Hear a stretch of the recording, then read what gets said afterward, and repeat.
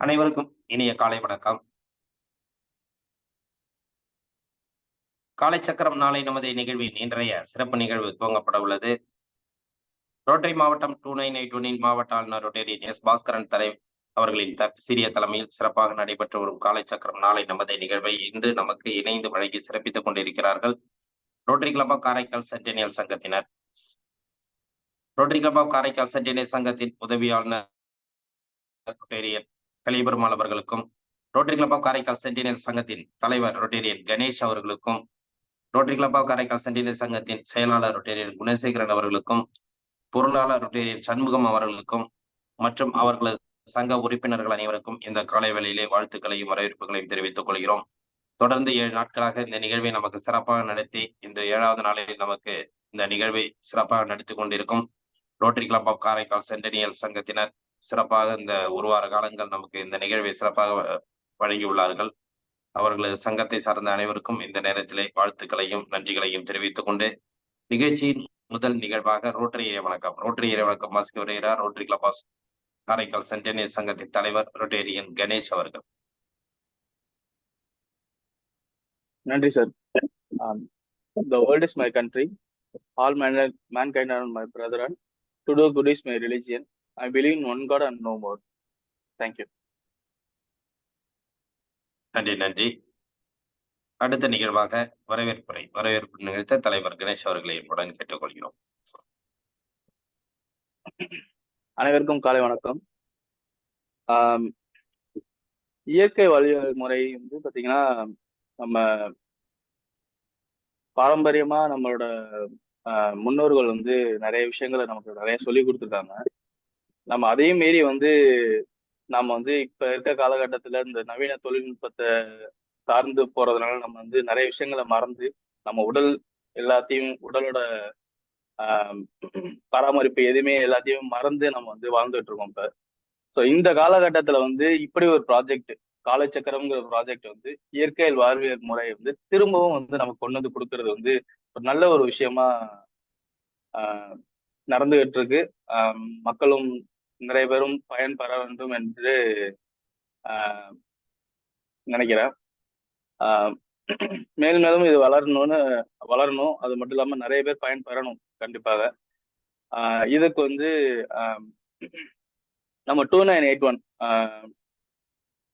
District governor Rotarian M Bhaskaran அவர்களுக்கும் மற்றும் assistant governor என் கலியபெருமாள் அவர்களுக்கும் மற்றும் காலச்சக்கரம் ப்ராஜெக்ட் சேர்மன் குணபாலன் அவர்களுக்கும் மற்றும்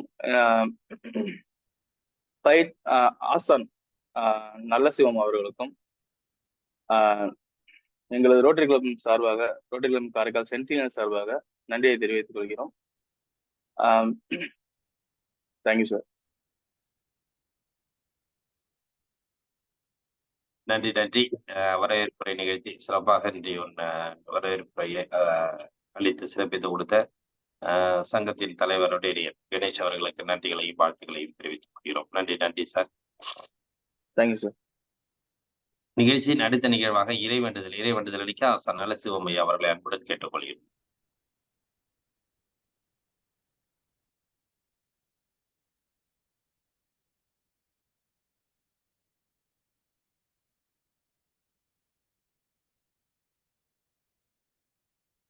ஐயா அட்மிட் பண்ணீங்க, மீட்ல இருக்கு. ஐயா மீட்ல இருக்கு, அட்மிட் பண்ணீங்க.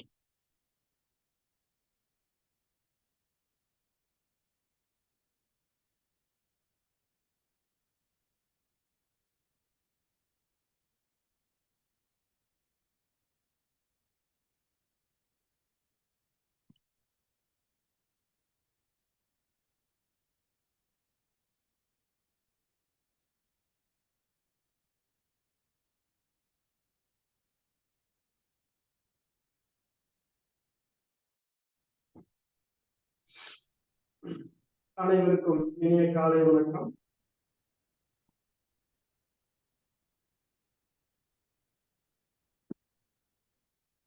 தெளிவு குருவின்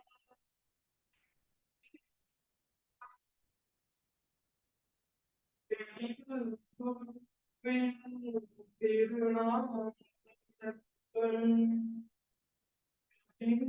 குருவின் திருவார்த்தை கேட்ட தெளிவு குரு சிந்தித்தல்தானே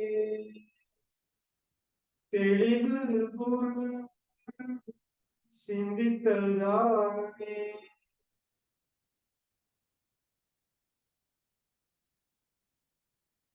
நன்றி நன்றி ஐயா. அடுத்த நிகழ்வாக அடிப்படை விளக்கம். நேராக அமர்ந்துகிறோம். சின்முத்திரை. மூச்சை நன்றாக எடுத்து வாய் எடுத்து நல்லா உச்சரிப்பு.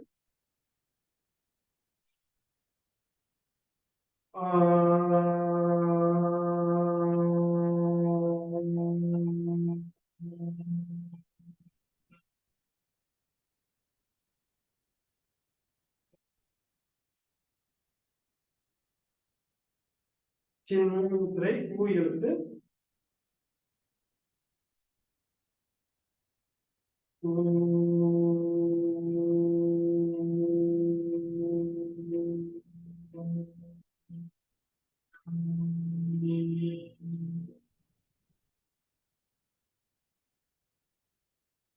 ஆதி முத்திரை இம் எழுத்து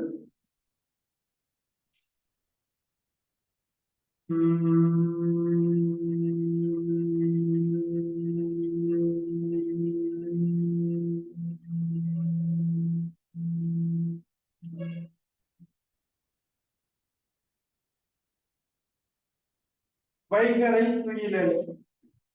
அன்னைக்கு வணக்கம், தன்னைக்கு வணக்கம், ஆசான் அவர்களுக்கு வணக்கம். வைகரை துயிலல். அன்னைக்கு வணக்கம், தந்தைக்கு வணக்கம், ஆசான் அவர்களுக்கு வணக்கம். வணக்கம் ஐயா வெற்றியுறுதி. தன்னை சூழ்ந்ததை வெற்றியுறுதி. வணக்கம் ஐயா வெற்றியுறுதி. தன்னை சூழ்ந்ததை வெற்றியுறுதி. கோயிலை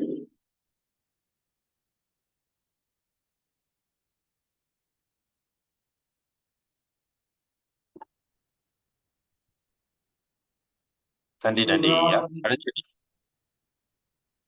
அடுத்த நிகழ்வாக தொடர் ஆசன பயிற்சிகள் மற்றும் மூச்சு பயிற்சி தியான பயிற்சிகள். நன்றாக மூச்சு கொடுங்க.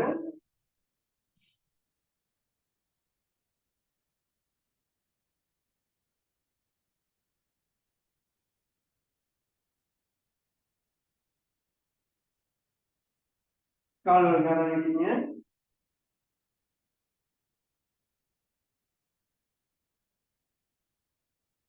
கால் விரல்களை நல்லா மடக்கிங்க.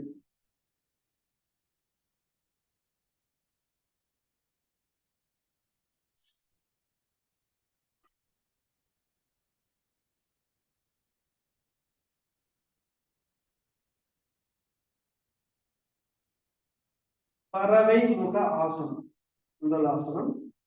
கைகளை நேரம் வச்சுக்கோங்க. கைகளை அப்படியே மூச்சுட்டே மேல கொண்டு வாங்க. மூச்சுடுங்க. மெதுவா மூச்சு விட்டுட்டே கால் பெருவாள் பிடிச்சிடும். நன்றாக பிடிச்சிட்டு முடிஞ்ச அளவு தலைக்கு 1 2 3 4 5 6 7 8 9 10 11 12 13 14 15 போய் அப்படியே மூச்சு விட்டே மேல வாங்க. மெதுவா மூச்சு விட்டே கிளம்பு. நன்றாக மூச்சு விடுறோம்.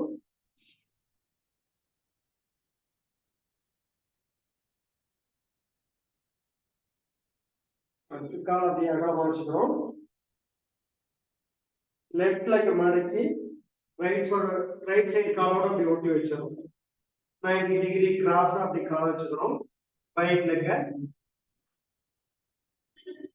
கைகளை கீழே வச்சுட்டு நல்லா மூச்சு விட்டுட்டே கை மேல பண்ணுவாங்க.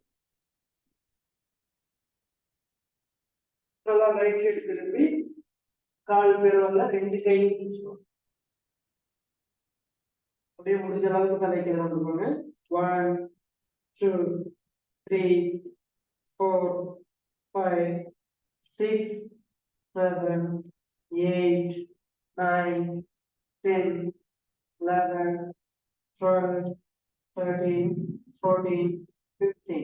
போய் மேலாக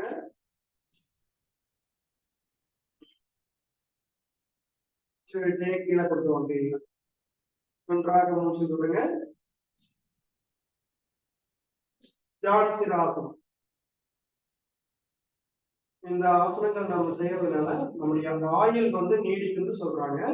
நீண்ட காலம் வாழ்வதற்கு மிக முக்கியமான ஆசனம் பச்சிமோத்தாசனம், ஜான்சிராசனம். ரைட் லெக் ஒரு வாட்டி, லெஃப்ட் லெக் ஒரு வாட்டி நம்ம செய்யணும் இந்த பயிற்சியை. இப்போ ரைட் லெக் மடக்கி வச்சுக்கிறோம், லெஃப்ட் லெக் நீட்டிக்கும்.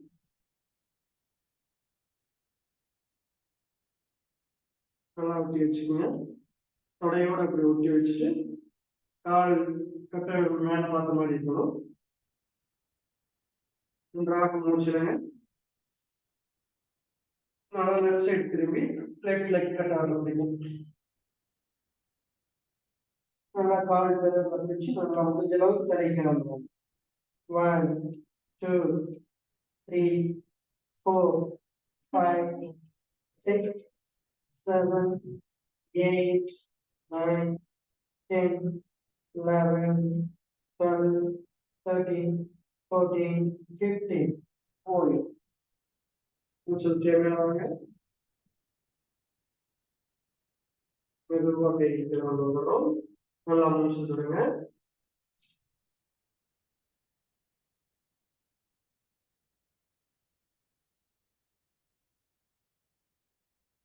ரெண்டு காலையும் மடக்கி வச்சு பட்டர்ஃப்ளை ஆசனம் செய்யறோம். பட்டாம்பூச்சி ஆசனம். காலம் நல்லா மேலே கீழும் நல்லா அசைக்கணும். இந்த ஆசனங்கள் செய்யறதுனால நம்ம கால்கள் வந்து நல்லா இறக்கமடையும். லெக் பேலன்ஸ் ஆசனம் எல்லாம் செய்யறதுக்கு இந்த ஆசனம் செஞ்சுட்டு தான் செய்யறாங்க. அடுத்து கர்ப்பப்பை சம்பந்தமான பிரச்சனைகளுக்கு சுகப்பிரசவத்துக்கு இந்த பயிற்சி வந்து ரொம்ப அவசியமான பயிற்சி. நல்லா கால் வந்து மேலே கீழும் நல்லா அசைக்கணும். தியானம் அமர்ந்த நிலையில தியானம் எல்லாம் செய்யறதுக்கு இந்த பயிற்சி செஞ்சோம்னா நீண்ட நேரம் கால் வந்து விருத்து போகாம இருக்கும். பத்மாசனம் செய்யணும் அப்படின்னா கண்டிப்பா இந்த ஜான்சிராசனம், அடுத்து பச்சிமோத்தாசனம், பட்டர்ஃப்ளை ஆசனம், இந்த மூணும் நல்லா பண்ண பிறகுதான் பத்மாசனம் வந்து போட முடியாதவர்களுக்கு நல்லா செய்யலாம். இந்த ஆசனங்கள் நல்லா செஞ்சாவே பத்மாசனம் ஈஸியா இருக்கும். அப்படியே காலம் முடிஞ்ச அளவுக்கு தலைகீழ கொடுப்பாங்க. ஆமையாசனம். 1, 2, 3, 4, 5, 6, 7, 8, 9, 10, 11, 12, 13, 14, 15. போய் நல்லா மூச்சு விடுங்க.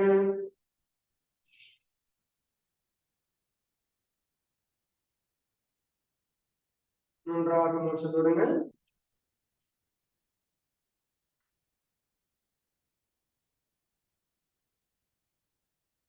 அப்படியே கால் நீட்டிக்கிறோம்.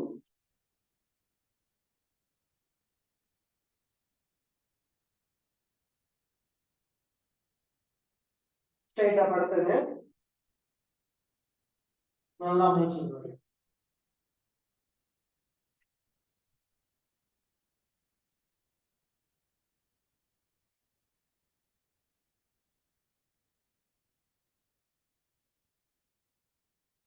அடுத்து தொட்டிலாசனம்.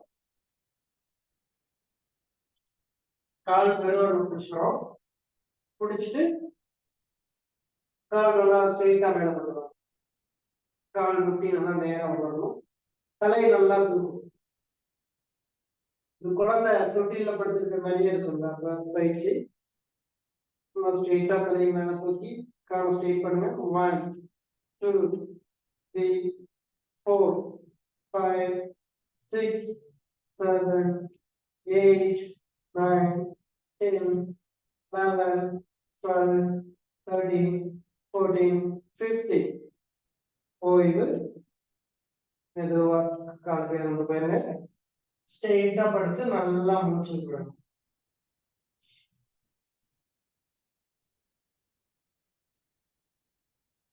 நல்லா ஆழ்ந்த மூச்சு விடுங்க.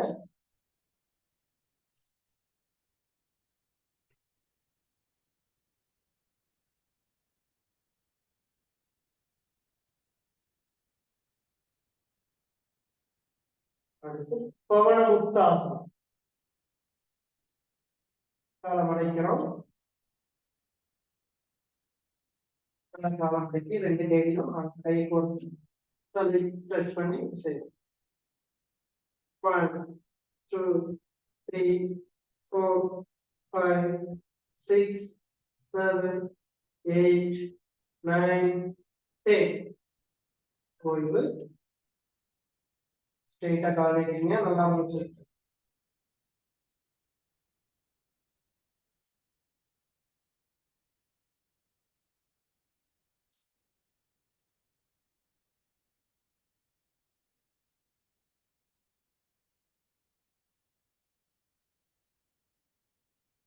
தொட்டிலாசனம் செய்யறதுனால நரம்பு மண்டலம் சம்பந்தமான பிரச்சனைகள் நீங்கும்.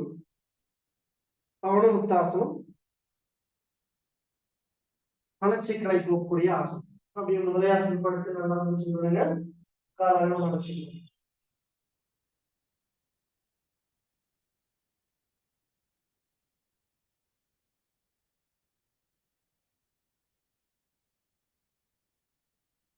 அப்படியே சோல்டருக்கு எழுந்துச்சு எழுந்துச்சு கொண்டுறோம்.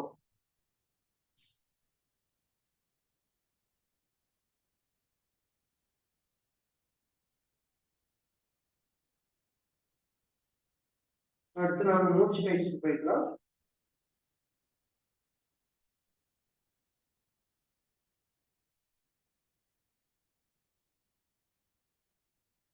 லெஃப்ட் லெக் நல்லா ஒட்டி வச்சு அடுத்து ரைட் லெக் ஒட்டி வச்சுக்கோங்க. ஸ்ட்ரெயிட்டா போடுங்க. பெருவாங்க பயிற்சி. ஸ்ட்ரெயிட்டா போடுங்க. 1 கபாலபதி பயிற்சி. 2 3 4 5 6 7 8 9 10 11 12 13 14 15 16 17 18 19 20. ஓய்வு. சின்முத்திரை நன்றாக மூச்சு விடுங்க.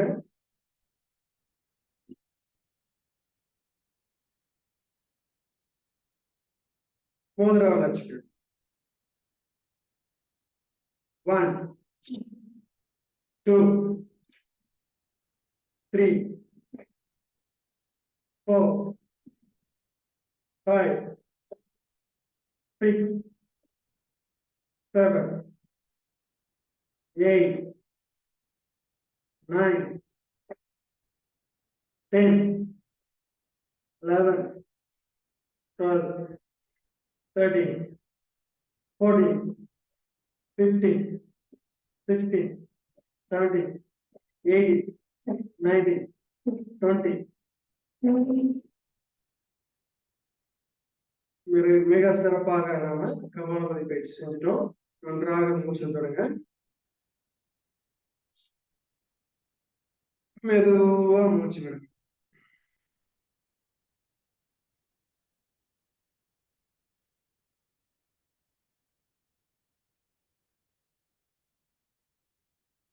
அடுத்து பஸ்திரியா. நல்லா மூச்சு உள்ளே எடுத்து விடணும். 1 நல்லா உள்ள மூச்சு நல்லா எவ்வளவு இழுக்க முடியுமோ அந்த அளவுக்கு இழுத்து வேகமா விடும். 2 3 4 5 6 7 8 9 10 11 12 13 14 15 16, 17, 18, 19, 20. ஓய்வு. நன்றாக மூச்சு கொடுங்க.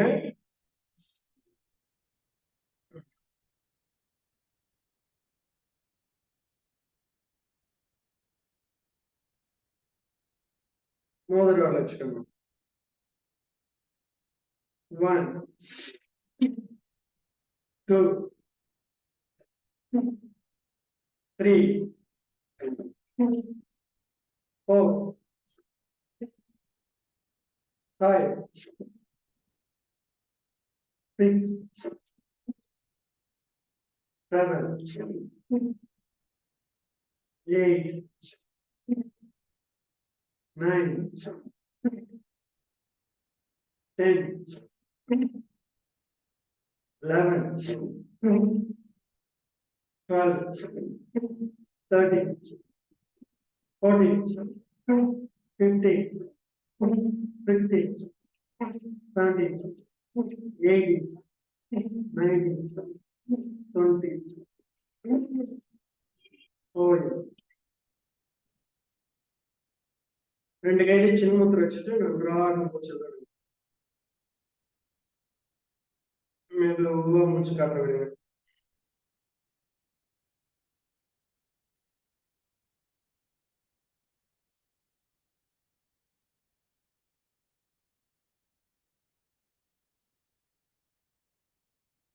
ஆழ்ந்த மூச்சு விடுங்க.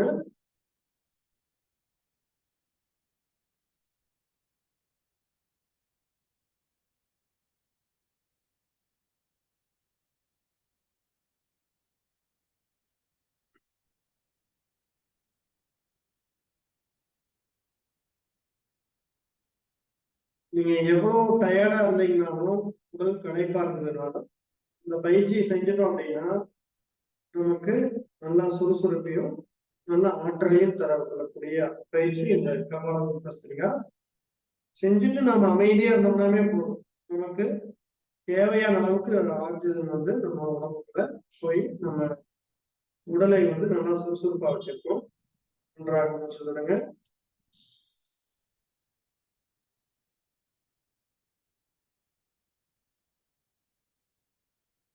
நாடி சீட்டு பிராணாயாமம். லெஃப்ட்ல மெதுவா எடுத்து ரைட்ல விடும். ரைட்ல மெதுவா உள்ள எடுத்து லெஃப்ட்லயே விட்டுரும். ஒரு சுற்று செய்யுங்க. ஒரு 3 சுற்று செய்யலாம்.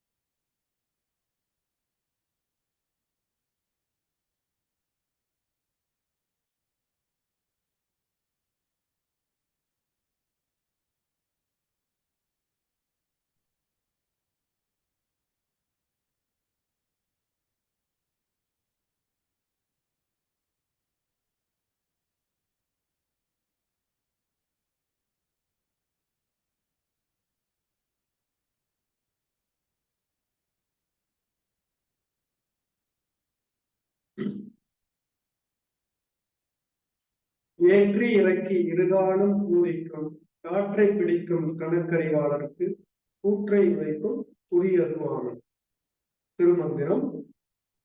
திருமூலர் சித்தர் அவர்கள் வந்து மூச்சு பயிற்சியை பத்தி இந்த மாதிரி திருமந்திரங்கள்லயே சொல்லியிருக்காங்க.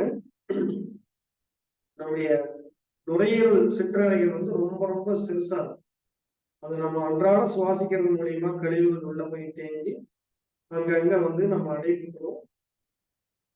மூக்குல பாத்தீங்கன்னா சில பேர் தசை வளர்ச்சி இருக்கும், ஒரு மூக்கு அடைச்சிருக்கும், தலைவலி இருக்கும். நிறைய பிரச்சனைக்கு இந்த சளிதான் வந்து நமக்கு ரொம்ப முக்கிய காரணமா இருக்குது. இந்த இது சம்பந்தமான எல்லா பிரச்சனைகளும் இந்த கபாலி பஸ்தை அடுத்து மூச்சு பயிற்சி செஞ்சோம்னா ரொம்ப இந்த நோயிலிருந்து விடுபட்டு நம்ம ஆரோக்கியம் அடையலாம். நன்றாக சின்முத்திரை மூச்சு விடுங்க.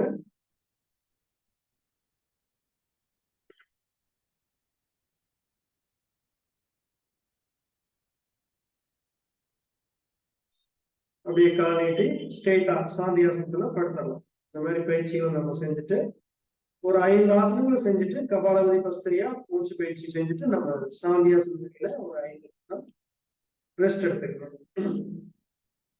இது கூடவே உங்களுக்கு பிடிச்ச ஆசனங்களை அன்றாட நீங்க வந்து செஞ்சிடணும். அப்படியே ஸ்ட்ரெயிட்டா படுத்துருங்க. ஆழ்ந்து மூச்சு இழுத்து விடுங்க.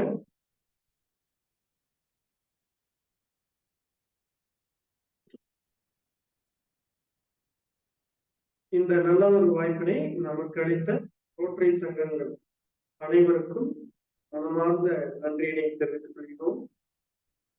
நம்ம குணபாலன் ஐயா அவர்கள் நமக்கு எல்லாத்துக்குமே நல்லா ஊக்கம் கொடுத்து ஒவ்வொரு நாளும் நம்ம நம்ம மூளையை விழிப்புணர்வை செய்ய வச்சு நமக்கு இதுக்கு முக்கிய பங்காற்றுகிறாங்க. அவர்களுக்கு நம்ம நன்றியை தெரிவித்துக் கொண்டு அனைவருக்கும் நன்றியை தெரிவித்துக் கொண்டு பயிற்சி செய்யக்கூடிய அத்தனை பேருக்கும் நன்றியை தெரிவித்துக் கொண்டு விடைபெறுகிறோம். நன்றி, வணக்கம். நன்றிங்க ஐயா. ஒவ்வொரு நாளும் நமக்கு அற்புதமாக அனைத்து வித ஆசனங்களையும் மற்றும் மூச்சு பயிற்சிகள் உள்ளிட்ட அனைத்து உடல் நலத்திற்கு ஏற்றவாறு அற்புதமாக பயிற்சிகளை சிறப்பாக அளித்து வரும் ஆசான் நலசிவம் ஐயா அவர்களுக்கு நெஞ்சார்ந்த நன்றிகளையும் வாழ்த்துக்களையும் தெரிவித்துக் கொள்கிறோம். நன்றிங்க ஐயா. நன்றி ஐயா. நிகழ்ச்சியின் அடுத்த நிகழ்வாக ஹீலர் பாஸ்கர் ஐயாவின் தினம் ஒரு சிந்தனை ஆடியோ மூலம் கேட்க இருக்கிறோம்.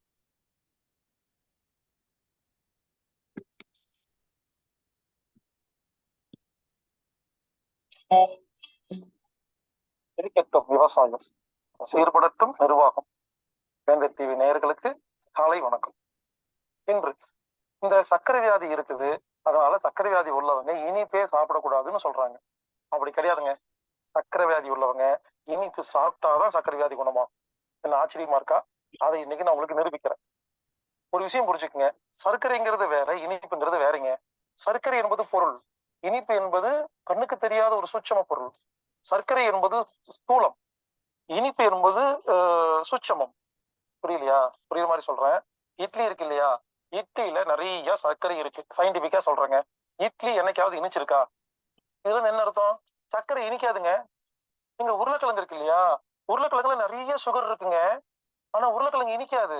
இதுல இருந்து என்ன புரியுது? இனிப்பு என்பது வேற, சர்க்கரை என்பது வேற. புரிஞ்சுக்குங்க. இனிப்புங்கிறது ஒரு பொருளுங்க, அது வயிறு ஜீரணிக்க வேண்டியதுங்க. சர்க்கரைங்கிறது ஒரு இனிப்புங்கிறது கண்ணுக்கு தெரியாத ஒரு பொருள், அது நாக்குல ஜீரணமாக வேண்டியது. சர்க்கரை என்பது கண்ணுக்கு தெரிஞ்ச பொருள், அது வயிற்றுல ஜீரணமாக வேண்டியது. ரெண்டு வேற வேற பொருளுங்க. அதாவது இனிப்பு வேற, சர்க்கரை வேற. ஆனா என்னாச்சுன்னா, இனிப்பு சாப்பிட்டா சர்க்கரை வியாதி வரும்னு சொல்லிட்டாங்க. அதனால என்னாச்சு, எல்லாரும் தப்பா புரிஞ்சுக்கிட்டு சர்க்கரை உள்ள பொருளை சாப்பிடாம இருக்கிறீங்க. சரி, நான் ஒரு கேள்வி கேட்கிறேன். இந்த நார்த் இந்தியா எல்லாம் போய் பாருங்க, எல்லாருமே உருளைக்கிழங்கு சாப்பிடுறாங்களா? ஏன் சாப்பிடுறாங்க? அந்த குளிர் இருக்கு இல்லையா, அந்த குளிரை தாங்கறதுக்கு நிறைய சர்க்கரை சேர்த்துக்கணுங்க. பாருங்க, சர்க்கரை சேர்த்துக்கிட்டா உடம்பு கெடுதல்னு யாராவது சொன்னாங்கன்னா அவங்களுக்கு உடம்பு பத்தி ஒண்ணுமே தெரியலன்னு சொல்லுவாங்க. ஆமாங்க, எவ்வளவு பெரிய பிளைண்டான ஒரு மிஸ்டேக்குங்க. ஏன்னா ஒவ்வொரு செல்லுக்கும் ஒவ்வொரு வினாடியும் சர்க்கரை தேவைங்க. சுகர் இல்லாம உலகத்துல யாருமே உயிர் வாழவே முடியாதுங்க. ஒவ்வொரு செல்லும் ஒவ்வொரு வினாடியும் சர்க்கரை இருந்தாதான் உசுறு வாழ முடியும். நீங்க வேணா பாருங்க, குளிர் காலத்துல நிறைய பசிக்கும், வெயில் காலத்துல பசிக்காது. ஏன்? குளிர் காலத்துல குளிரா இருக்கு இல்லையா, ஒவ்வொரு செல்லுக்கும் சூடு வேணும். அப்ப சர்க்கரை இருந்தாதான் சூடு பண்ண முடியும். வெயில் காலத்துல நிறைய சூடு இருக்குமா, அப்ப என்ன ஆகும்? உடம்புக்கு சூடு பண்றதுக்கு செல்லுகளுக்கு வேலையே இல்லையா, அதனால என்ன ஆகும்? சாப்பிடாம கூட இருக்கலாங்க, ரொம்ப கம்மியா தான் சாப்பிடுவோம். இந்த யூரோப் கண்ட்ரி எல்லாம் போங்க, எல்லாருமே உருளைக்கிழங்கு சாப்பிடுவாங்க. நிறைய பியூரேன்னு சொல்லுவாங்க. எந்த உணவு எடுத்தாலும் உருளைக்கிழங்கு மதிச்சு மதிச்சு சாப்பிட்டு இருப்பாங்க. ஏன் தெரியுமா? நிறைய சர்க்கரை இருக்கு, சர்க்கரை சாப்பிட்டுதான் உசுறு வாழ முடியும். ஆமா, இந்த சக்கரை சாப்பிடாத சக்கரை சாப்பிடாத சக்கரை சாப்பிடாதன்னு சொல்றாங்களா இல்லையா? ஒரு விஷயம் தெரியுமா உங்களுக்கு? தமிழ்நாட்டுல அரிசி சாப்பிடாத, அரிசியில சர்க்கரை இருக்குது, சாப்பாடு சேர்த்திக்காத, அதனால கோதுமை மாவு, சப்பாத்தி இதெல்லாம் சேர்த்திக்கங்கன்னு சொல்றாங்களா இல்லையா? சரி, நார்த் இந்தியாவுல எல்லாருமே கோதுமை மாவு தான் சாப்பிடுறாங்க, சப்பாத்தி தான் சாப்பிடுறாங்க. அப்ப அவங்களுக்கு எங்க சர்க்கரை வியாதி வருது? புரியலையா? டெல்லி, மும்பை எல்லாம் போய் பாருங்க. அங்க இருக்கிற மருத்துவர்கள்லாம் சப்பாத்தி சேர்த்திக்காத, கொஞ்சமா சாப்பாடு சேர்த்திக்கோன்னு சொல்லிட்டு இருக்காங்களாமா. ஏங்க, சப்பாத்திலயும் சுகர் தான் இருக்குது, சாப்பாட்டுலயும் சுகர் தான் இருக்கு, இட்லிலயும் சுகர் தான் இருக்கு, எல்லாத்துலயும் சுகர் தாங்க இருக்கு. சுகர் அப்படிங்கறத எல்லாருமே கன்ஃபியூஸ் பண்ணி வச்சிருக்காங்க. ஒரு விஷயம் புரிஞ்சுக்குங்க, வெள்ளை சர்க்கரை தான் சாப்பிடக்கூடாது. வெள்ளை சர்க்கரை விஷம். வெள்ளை சக்கரை தயாரிக்கிறாங்க இல்லையா, அதுக்காக 15 விதமான 30 விதமான கெமிக்கலை போடுறாங்க. இதெல்லாம் உடம்பு கெடுதல். சோ சீனி சாப்பிடாத, வெள்ளை சக்கரை சாப்பிடாத, இனிப்பு சாப்பிடாதன்னு ஆரம்பத்துல சொல்ல போய் அது என்னாச்சு, மாறி மாறி மாறி மாறி மாறி இப்போ சர்க்கரையே சாப்பிடாத, கஞ்சியே குடிக்காத, சாப்பாடே சாப்பிடாதுன்னு சொல்லிட்டாங்க. சாப்பாடே சாப்பிடலன்னா எப்படிங்க உசுறு வாழ முடியும்? புரிஞ்சுக்குங்க, இனிப்பு நல்லது, சர்க்கரை நல்லது.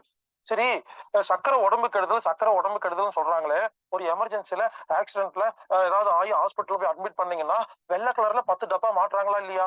வெளியே என்ன வந்து சொல்றாங்க, உள்ள ஐசியூல் இருக்கிறாரு, இது வரைக்கும் 30 பாட்டில் குளுக்கோஸ் டப்பா மாட்டிருக்காருன்னு சொல்றாங்களா இல்லையா? ஏங்க, உசுறு போகும் பொழுது 30 டப்பா சர்க்கரை கொடுத்து காப்பாத்திட்டு சர்க்கரை உடம்பு கெடுதல்னு சொன்னா எப்படிங்க ஒத்துக்கிறீங்க? புரிஞ்சுக்குங்க, அதாவது வெள்ளை சர்க்கரை தான் சாப்பிடக்கூடாது, அந்த இனிப்பு தான் உடம்புக்கு கெடுதலு.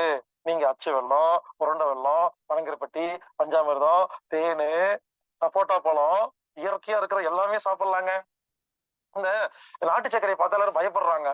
நாட்டு சர்க்கரை அது வந்து ஹைஜீனிக்கா தயார் பண்ணல, இந்த தயார் பண்ணும்போது கையெல்லாம் விடுறாங்க, காலெல்லாம் விடுறாங்க, அது கிராமத்துல ஒரு வயல்வெளியில தயாரிக்கிறாங்க, அது ஈமக்குது, அப்படியெல்லாம் ஒண்ணும் இல்ல.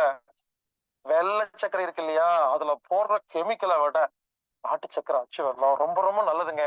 அதாவது இந்த நாட்டு சக்கரை தயாரிக்கிறாங்க இல்லைங்களா, மிஞ்சி மிஞ்சி போனா கொஞ்சம் ஹைட்ரோஸ் கொஞ்சம் சுண்ணாம்பு போடுவாங்க. இத பூதகரமா சொல்றாங்க, ஹைட்ரோஸ் போடுறாங்க சுண்ணாம்பு போடுறாங்கன்னு.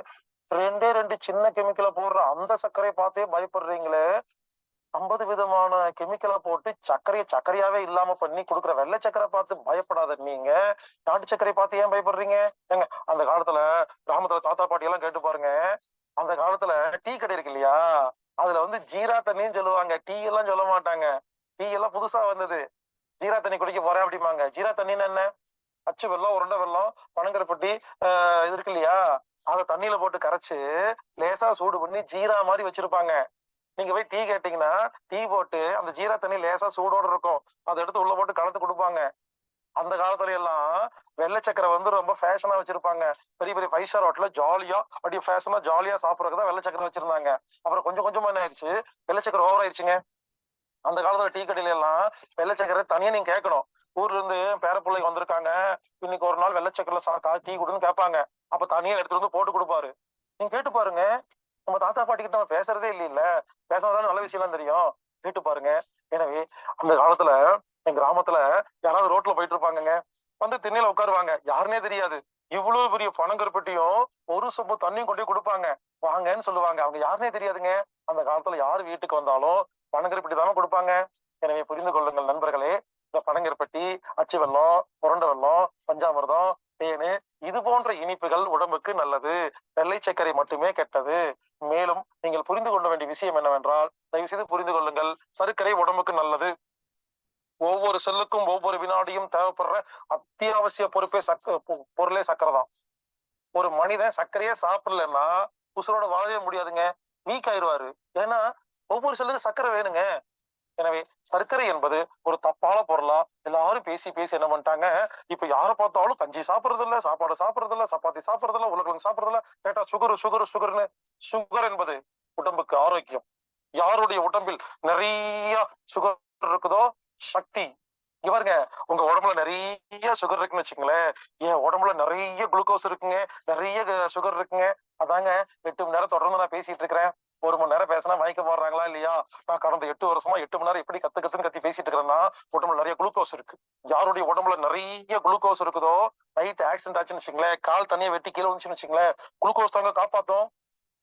ஆக்சிஜனா மூக்கு வழியா எடுத்துக்கும், குளுக்கோஸ்க்கு எங்க போகும்?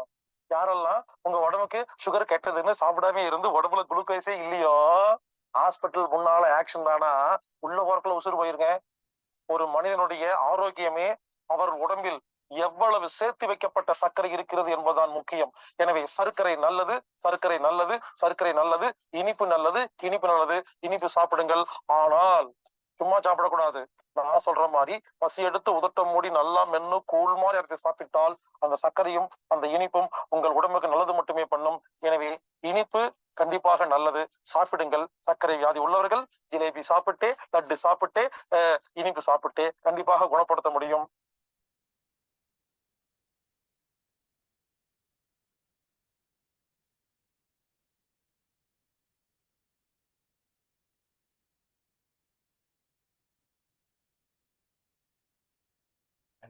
நன்றி ஐயா. இன்றைய வேளையில் நமக்கு அற்புதமாக இன்றைய காலகட்டத்திற்கு தேவையான ஒரு அற்புதமான ஒரு செய்தியை நமக்கு வந்து பாஸ்கர் ஐயா சொல்லியிருக்காங்க. இன்றைய நிகழ்வில் நமக்கு சிறப்பான ஒரு சிந்தனையை சிறப்பித்துக் கொடுத்த அகில பாஸ்கர் ஐயா அவர்களுக்கு நெஞ்சார்ந்த நன்றிகளையும் வாழ்த்துக்களையும் தெரிவித்துக் கொள்கிறோம். நன்றி ஐயா. நிகழ்ச்சியின் அடுத்த நிகழ்வாக நமக்கு தொடர்ந்து ஒவ்வொரு திங்கட்கிழமையும் விண்ணியலும் வாழ்வியலும் என்ற ஒரு புதுமையான நிகழ்வை சிறப்பாக நடத்தி கொண்டிருக்கும் ஆழியார் ரவிச்சந்திரன் ஐயா அவர்கள் இன்றும் நமக்கு அந்த நிகழ்வின் தொடர்ச்சியை சிறப்பாக அளிக்க காத்து கொண்டிருக்கிறார்கள். இந்த காலை வேளையிலே நமக்கு அந்த ஒரு புதுமையான நிகழ்வு தொடர்ந்து நமக்கு இந்த நிகழ்வுல வந்து இந்த விண்ணியலும் வாழ்வியல் நிகழ்ச்சியை வந்து சிறப்பாக கொடுத்துட்டு இருக்காங்க. நமக்கும் அதை கேட்டு நமக்கு ஒரு பயனுள்ள நிகழ்வா இருக்கு. ஐயா ஒரு வாரம் சொல்ற செய்திகள் வந்து பெரிய ஒரு புதுமையா இருந்துட்டு இருக்கு. கண்டிப்பாக இனி வரும் காலங்கள்ல அவங்களோட செய்திகளை நம்ம சேகரிச்சு அவங்களோட அந்த ஆராய்ச்சியில நம்மளும் பயன்பெற வேண்டும், பங்கு பெற வேண்டும் என்று அனைவரையும் இந்த நேரத்தில் கேட்டுக்கொண்டு இன்றைய நிகழ்வை சிறப்பித்துக் கொடுக்க ஆழியார் ரவிச்சந்திரன் ஐயா அவர்களை அன்புடன் கேட்டுக்கொள்கிறோம். அனைவருக்கும் வணக்கம். போன வாரம் என்னால இந்த நிகழ்வுல கலந்துக்க முடியாம போனதுக்கு வருத்தம் தெரிவிச்சுக்கிறேன். ஏன்னா நாங்கள் ஏற்காடு போயிருந்தோம். போயிட்டு ஒரு நிகழ்வுல கலந்துக்கிட்டு வீடு வந்து சேர்றதுக்கு ஒரு 2 மணி ஆயிடுச்சு நைட்டு. அதுக்கப்புறம் என்னாச்சு, செல்லை வந்து காருக்குள்ள வச்சுட்டு வந்துட்டேன். வந்து படுத்துட்டு சரி எப்படி இருந்தாலும் ஐயா கூப்பிடுவாரு அப்படிங்கிற ஒரு நம்பிக்கையில தூங்கிட்டேன். அது செல்லு காருக்கு வந்து மறந்துட்டேன். அதனால மன்னிச்சுங்க. இன்னைக்கு நம்ம விண்ணியலும் வாழ்வியலும் இந்த நிகழ்ச்சியில இப்ப ஏன் நான் இதுக்குள்ள வந்தேங்கிற காரணத்தை நான் சொன்னேன். அதே மாதிரி நான் வந்துட்டு 2006 பிஎஸ்என்எல்ல இருந்து விஆர்எஸ் கொடுத்துட்டு வெளியே வந்துட்டேன். ஏன்னா எனக்கு அது வரைக்கும் நாம வேலைக்கு போறோம், சம்பாதிக்கிறோம். ஏன்னா வாழ்க்கையில பாக்குறது எல்லாத்தையுமே நம்ம ஆபீஸ்ல பாக்குறோம், இல்லாட்டி ரோட்ல எங்கேயாவது. வீட்டுல போய் பழகுற விஷயத்துல பார்த்தோம்னா ரொம்ப நெருக்கமா பழகுறது சொந்தக்காரங்க கிட்ட. வீட்டுக்குள்ள போயிட்டு நம்ம பழகிட்டு இருப்போம். ஆனா வெளியில பாக்குற அந்த பெரிய ஆபீசர் இல்லாட்டி பெரிய அரசியல்வாதிகள் இதுல நம்ம வெளியே பார்க்கறதோட சரி நம்ம யாரோட நெருக்கி பழக முடியாது. அப்போ எனக்கு இந்த பிஎஸ்என்எல்ல வேலை செஞ்சுட்டு இருக்கிறப்ப நாம ஒரு வேலையில் இருக்கிறோம், நம்ம சம்பாதிக்கணுங்கிற அந்த தெரியாம இருந்துச்சு. நாமளும் வசதியா வாழணுங்கிற எல்லாத்தோடையும் பார்க்குறப்பதான் அதாவது சம்பாதிக்கிறதுனா என்னன்னா பெரிய வீடு கட்டுறது, கார் வாங்குறது, நீங்க நினைச்ச பக்கமெல்லாம் போறது, இந்த ஃப்ளைட் ஏறி போறது, இதெல்லாம் தான் அப்படின்ட்டு. அப்போ அதுக்கு வேலையிலேயே ப்ரொமோஷன் வாங்கிட முடியுமா? நாம சம்பாதிக்கிற அதாவது பிஎஸ்என்எல்ல இருக்கிறோம், ஒரு போஸ்ட்ல இருக்கிறோம், அந்த போஸ்ட்ல இருந்து அடுத்த போஸ்ட் போயிட்டு பார்க்க முடியுமான்னு பாக்குறப்ப எனக்கு அந்த 25 வருஷமா பிஎஸ்என்எல் இருந்ததுல நிறைய அனுபவங்கள். நாம வேலை செஞ்சுட்டே இருந்தா பெருசா சம்பாதிக்க முடியாதுங்கிற அந்த ஒரு தெரிஞ்சு போச்சு. நாம இத்தனை நாளா ஏமாந்துட்டோம் அப்படின்ட்டு. சரி, அப்போ சம்பாதிக்கிறதுனா என்ன அப்படின்னா முதல்ல இந்த சர்டிபிகேட் எல்லாம் இருக்கக்கூடாது. சர்டிபிகேட்டை நாம எங்க யூஸ் பண்ணிருக்கிறோம்னா லைசன்ஸ் வாங்குறதுக்கு பயன்படுத்தினேன். அப்புறம் வேலைக்கு சேர்றதுக்கு அங்கே கொண்டு போய் கொடுத்தோம். அதுக்கப்புறம் அந்த சர்டிபிகேட் எங்கேயுமே பயனில்லை. அப்போ நாம வேலைக்கு சேர்ந்துட்டோம், நீ சர்டிபிகேட் எங்கேயாவது தேவையான்னு பார்த்தா எங்கேயுமே தேவையில்லை. யாராவது கேட்கறாங்களான்னா கேட்கவும் இல்லை. அப்போ இதுதான் நமக்கு தடைன்னு சொல்லி தெரிஞ்சுக்கிட்டு அந்த சர்டிபிகேட் எல்லாம் எல்லாத்தையும் எடுத்து கிழிச்சு கிணத்துக்குள்ள போட்டு, பெரிய கிணறு ஒன்று இருந்துச்சு.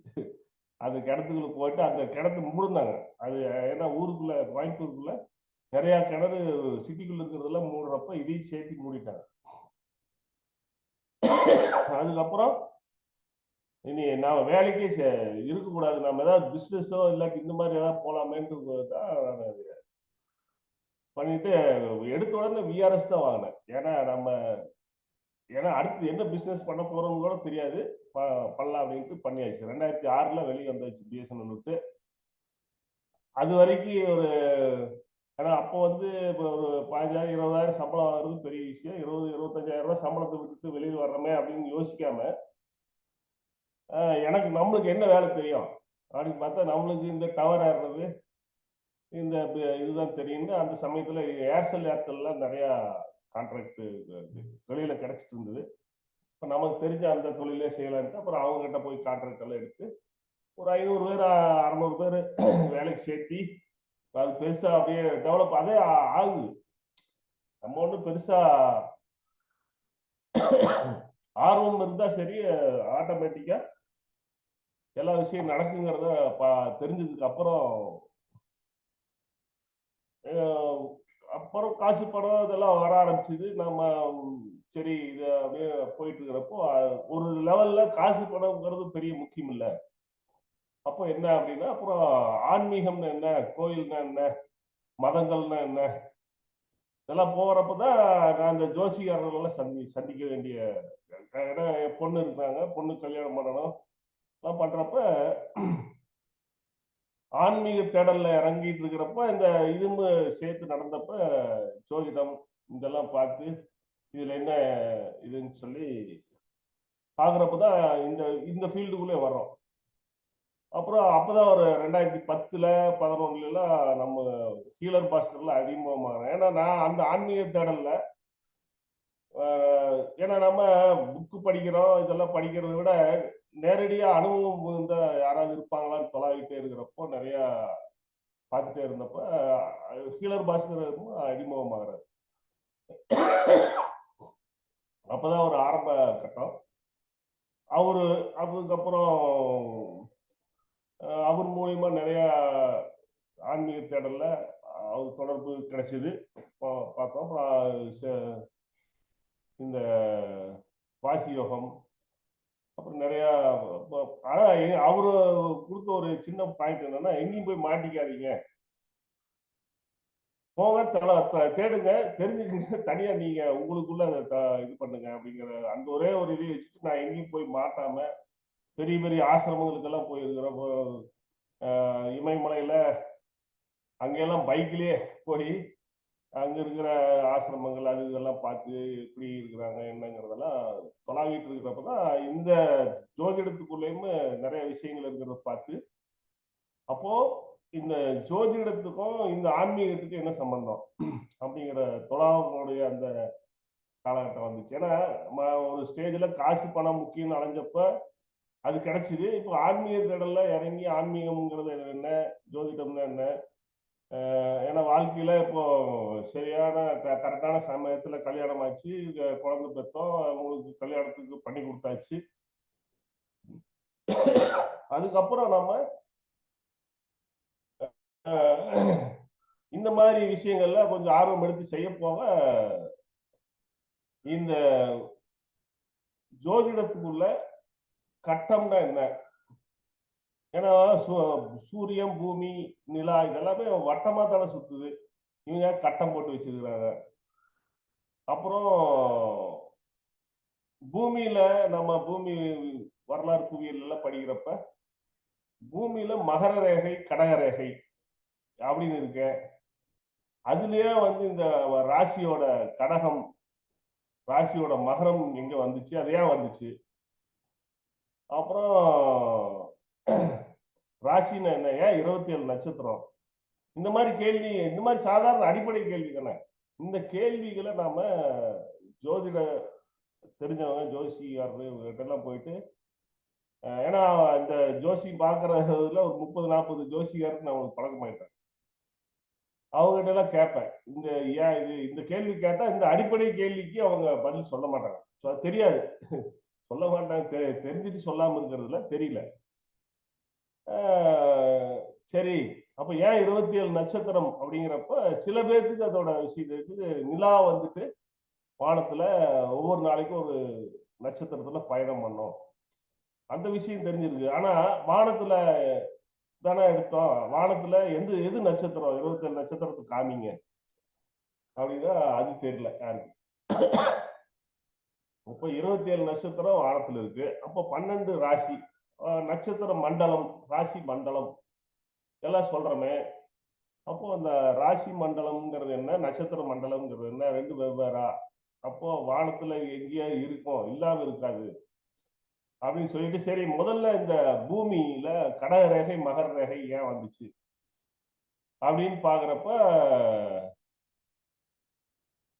சரி எப்படி அதுக்குள்ள இந்த கடகம் வந்துச்சு மகரம் வந்துச்சு, அதுதான் இருக்குமா அப்படின்னு சொல்லிட்டு பாக்குறப்பதான் இதுக்கு இடையில அந்த அஸ்ட்ரானமி குரூப் அவங்க கூட கொஞ்ச நாள் சுத்திட்டு இருக்கிறப்ப, ஏன்னா அடிக்கடி அவர் போய் அதாவது சந்திப்புங்கிற பேர்ல தொந்தரவு பண்ணிட்டே இருப்பேன். ஏன்னா இப்படி இருக்கு, ராசிக்கு இருக்கு, அஸ்ட்ரானமிக்கு என்ன சம்பந்தம், இந்த அஸ்ட்ரானமில எங்க காமிங்க ராசி மண்டலம் எல்லாம் அப்படின்னா அவங்களுக்கு தெரியல. அவங்களுக்கு தெரிஞ்சது பூரா கான்சலேஷன் அப்படிங்கிற அந்த தானே ஒழிய இதுதான் ராசிங்கிறதுல அவங்களுக்கு தெரியல, நட்சத்திரம் அப்படிங்கிறது. அப்போ அவங்களோட கொஞ்சம் பழகிறப்ப இந்த கோள்கள் எல்லாம் வந்து வானத்துல காமிச்சாங்க. இந்த கோள்கள்லாம் வந்துட்டு இதுதான் சனி, இதுதான் வியாழன் அப்படின்னு பாக்குறப்ப இந்த அந்த கோள்கள்லாம் பாக்குறப்ப நம்ம டெய்லி உட்காந்து பார்ப்பேன். ஏன்னா நம்ம அவங்ககிட்ட போய் ஒரு நாள் உட்கார்ந்தா இங்க வந்து 10 நாள் அதை பத்தி சிந்திச்சு பாக்குறப்ப அந்த கோள்கள் எல்லாம் வந்துட்டு எங்கெங்கெல்லாம் இருக்குன்ட்டு அது ஒரு பேப்பர் வச்சு புள்ளி வச்சு நாமளே கோடு போடுறது, இங்க இருக்கு. அப்போ பாக்குறப்பதான் அந்த தென்னை மரத்துல நான் ஒரே இடத்துல உட்கார்ந்து பார்த்துட்டு இருந்தப்போ அது மேல வானத்துல வர்றத ஒரு வருஷம் தொடர்ந்து அதே வேலையை பார்க்கறதுனால டெய்லி மேல வர்றது, காலையில நேரத்துல எந்திரிச்சு பாக்குறது, 3 மணிக்கு எந்திரிச்சு பாக்குறது, இதெல்லாம் பாக்குறப்ப அந்த டெய்லி பாக்குறது மாறிட்டே இருக்கு வானத்துல.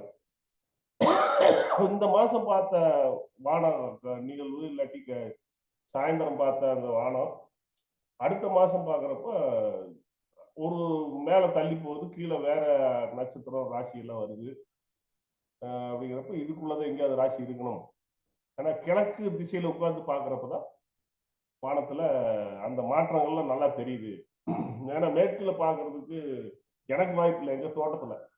ஏன்னா மேற்கு சைட்ல பார்த்தோம்னா நிறைய தென்னை மரம் இதெல்லாம் இருக்கும். கிழக்குல கொஞ்சம் அப்போ நாங்க தென்னை மரம் இல்லாம இருந்துச்சு. நான் தான் போட்டிருந்தேன், சின்னதா போட்டிருக்கப்ப அது மேல பெருசா அப்படியே வாழ்ந்துட்டே வர்றப்ப எனக்கு ஒரு 2 வருஷம் அந்த கிழக்கு வானத்தை பார்க்கக்கூடிய அந்த சந்தர்ப்பம் இருந்ததுனால கிழக்கு தான் நான் உட்கார்ந்து பார்த்துட்டு இருந்தேன். பார்க்குறப்ப அந்த மாற்றங்கள் கொஞ்சம் கொஞ்சமா மேல வர்றது இதெல்லாம் தெரியறப்பதான் நம்ம பூமி எப்படி சுத்துது, இது எப்படி வானத்துல மேல நகர்ந்து வருது. அப்போ இதெல்லாம் கவனிச்சுட்டே இருக்கிறப்பதான் ராசி நட்சத்திரம் இப்படிதான் இருக்கணும்ட்டு அப்புறம் நிலாவோட ஓட்டத்தை கவனிக்க ஆரம்பிச்சு. நிலா வந்துட்டு டெய்லி எங்க உதிக்குது, சாயந்தரம் பார்த்தோம்னா எந்த திசையில இருக்குது, அந்த ஒரு இடத்துல உட்கார்ந்து பாக்குறப்ப அந்த